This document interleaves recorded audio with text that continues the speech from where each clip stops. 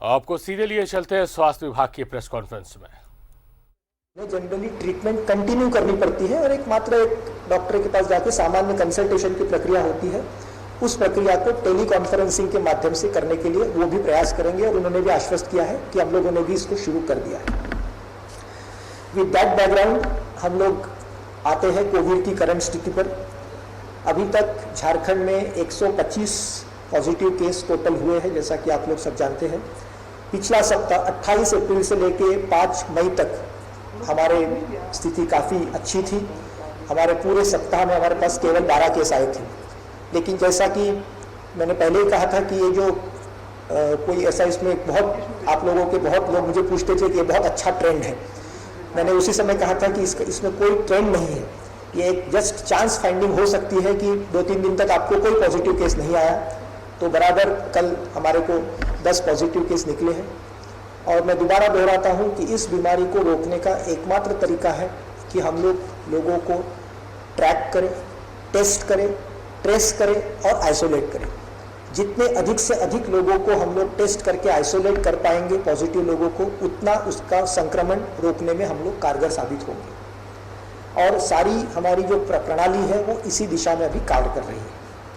आपकी सूचना के लिए आप लोगों को स्टैटिस्टिक्स काफ़ी अच्छा लगता है तो मैं बता देता हूँ कि पिछले 7 दिनों में झारखंड का जो ग्रोथ रेट रहा है वो 2.52% रहा है। अभी हमारा डबलिंग रेट जो है, अगर आप करंट स्टेटस पर जाते हैं तो 27.8 दिन का है। अब उस हिसाब से देखिए तो नेशनल डबलिंग रेट से हम लोग 3 गुना अच्छे पोजीशन में है। लेकिन मैंने फिर कहा कि ये जो आंकड़े हैं ये डेली बदलते रहते हैं। आज कुछ केस आ जाएगा, फिर ये आंकड़ा चेंज हो जाएगा। इसलिए ये आंकड़े केवल एक स्टैटिस्टिक्स है, इसको उसी तरीके से हमें देखना चाहिए। अभी तक हमारे यहाँ जो डेथ रेट है, मॉर्टेलिटी रेट जिसको कहते हैं, केस फैटेलिटी रेट, वो 2.4% है और भारत का एवरेज 3.43% है।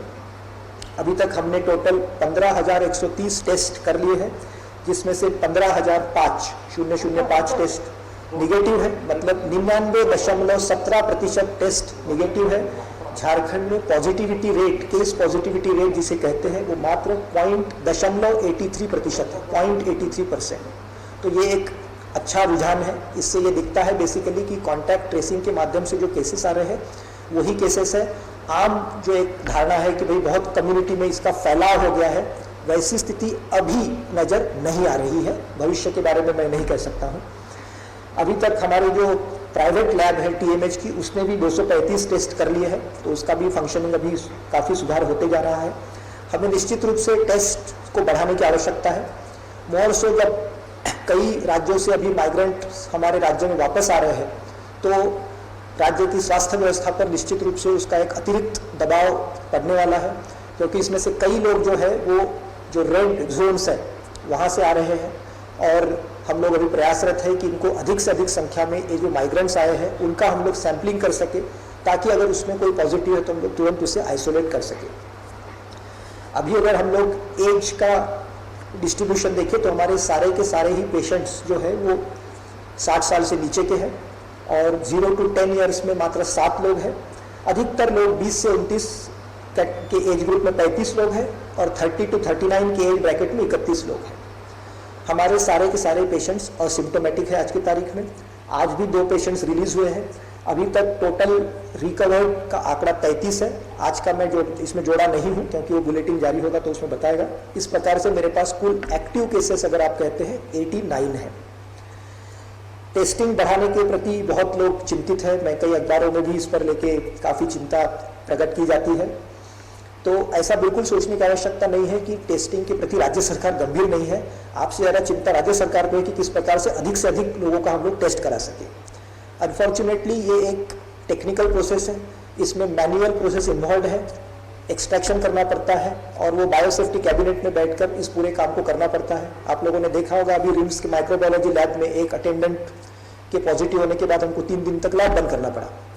तो सभी चीज़ों का ध्यान में रखते हुए हम लोग टेस्टिंग को अधिक से अधिक संख्या में करने का प्रयास कर रहे हैं। टेस्टिंग को प्रत्येक जिले में करने के लिए हम लोगों ने विशेष रूप से एक ट्रूनेट मशीन भारत सरकार ने स्वीकृत की है, उसका राज्य सरकार ने ऑर्डर कर दिया है।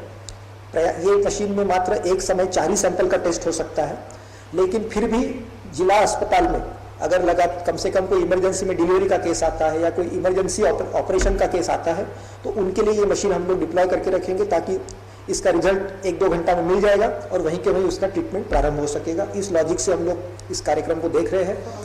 अभी ये ट्रूनेट मशीन्स की जनरली ये सारे मशीन्स इंपोर्टेड मशीन्स हैं, तो ये मशीन्स को प्राप्त करने में विलंब लगता है। तो हम लोग आशान्वित है कि हमको अगले 1 हफ्ता में कम से कम 7 या 8 मशीन कम से कम मिल जाते हैं अगर, तो हम लोग इमरजेंसी सेवाओं के लिए इसको तत्काल डिप्लॉय कर देंगे। जहाँ तक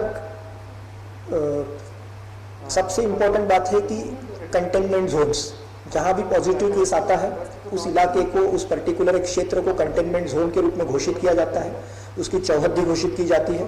अभी तक राज्य में टोटल 46 कंटेनमेंट जोन्स फंक्शनल है। अभी 2-3 जोन्स में से केसेस सब डिस्चार्ज हो चुके हैं, तो कम भी होते जाएंगे। इन कंटेनमेंट जोन्स में 71,868 मतलब लगभग 72,000 घर हैं। अभी तक इन कंटेनमेंट जोन से हम लोगों ने 8,071 सैंपल्स कलेक्ट किए हैं। ज़्यादातर ऑब्वियसली रांची और हिंदपीढ़ी के इलाके के हैं और उसमें से 89 हम लोगों को पॉजिटिव भी मिले हैं। कॉन्टैक्ट ट्रेसिंग इस पूरे प्रक्रिया का सबसे अहम अंग है।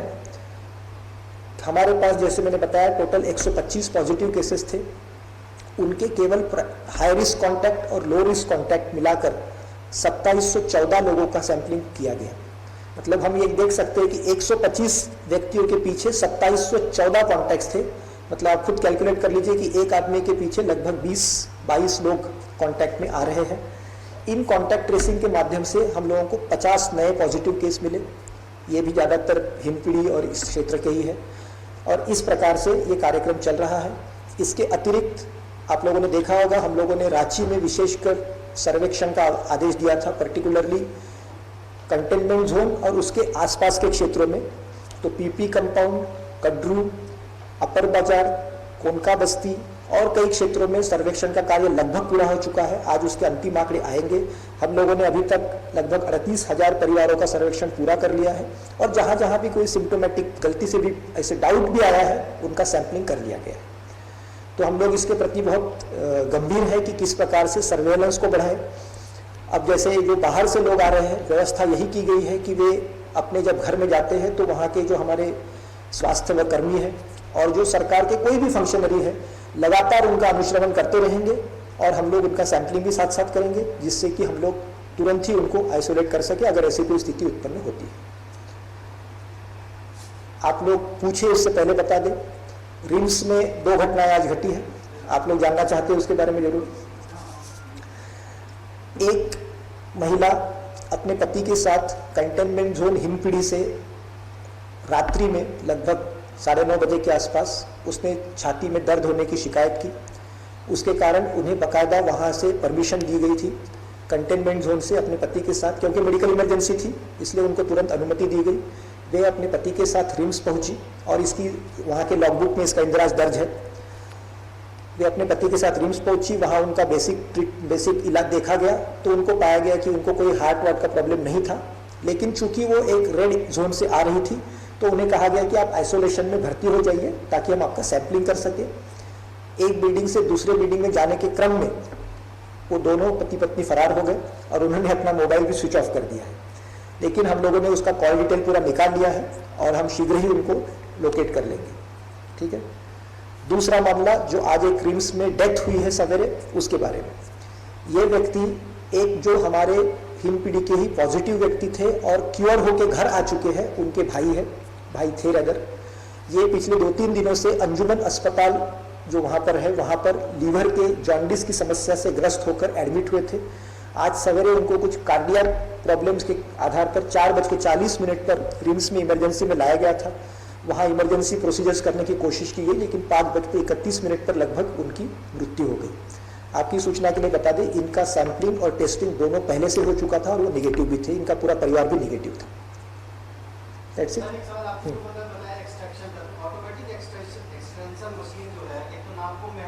ऑटो एक्सट्रैक्टर मशीन हम लोगों ने लगाए हुए हैं, लेकिन उसकी कैपेसिटी जो है वो मात्र 12 सैंपल की है, तो उसके कारण वो एक साथ साथ केवल सैंपल्स की संख्या तेजी से बढ़ाने के लिए हम लोग यूज कर रहे हैं। 96 सैंपल्स का एक ऑटो एक्सट्रैक्टर मशीन रिम्स ने ऑर्डर किया हुआ है बहुत पहले से, लेकिन जैसा मैंने पहले ही बताया ये सारी चीज़ें इंपोर्टेड है, तो उसके अपने समस्याएं हैं, अभी तक उसकी डिलीवरी वो नहीं कर पाया है। 10 मई का डेट अभी दिया गया है लास्ट।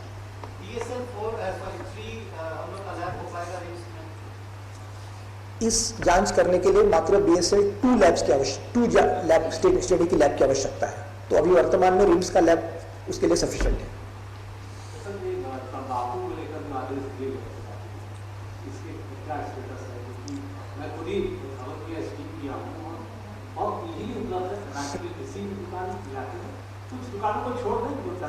देखिए कानून जो है, कानून में ये भी लिखा है कि हेलमेट पहन के ट्रिपल राइडिंग नहीं करना है, लेकिन हर दूसरा आदमी वो करता है। तो कानून उन्हीं के लिए है जो उसका पालन करना चाहते हैं। अगर हम कानून प्रिय सोसाइटी है और हम अगर ये मानते हैं कि ये सब हमारी सबकी रक्षा के लिए है, तो हमको कानून का पालन करना चाहिए। जहाँ जहाँ उल्लंघन और कानून का उल्लंघन पर कार्रवाई तभी हो सकती है जब उस पर पकड़ा जाए, तो जहाँ जहाँ वो पकड़ा जा रहा है वहाँ कार्रवाई हो रही है। कोशिश कर रहे हैं हम लोग पूरी तरह से अभी, क्योंकि अब दिक्कत यही है कि पूरा प्रशासन का अमला, पर्टिकुलरली रांची जिले में एटलीस्ट दूसरे कार्यों में थोड़ी प्राथमिकता हो रही है, फिर भी जहाँ जहाँ ओपनली मिलता है वहाँ ये कार्रवाई की जा रही है।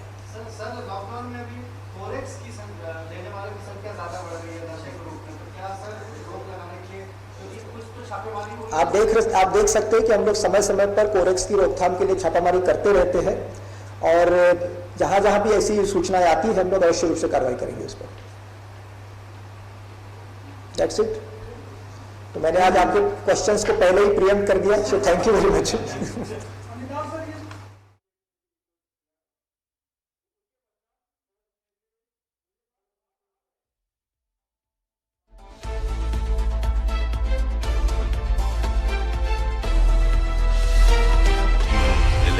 सच है तो दिखेगा।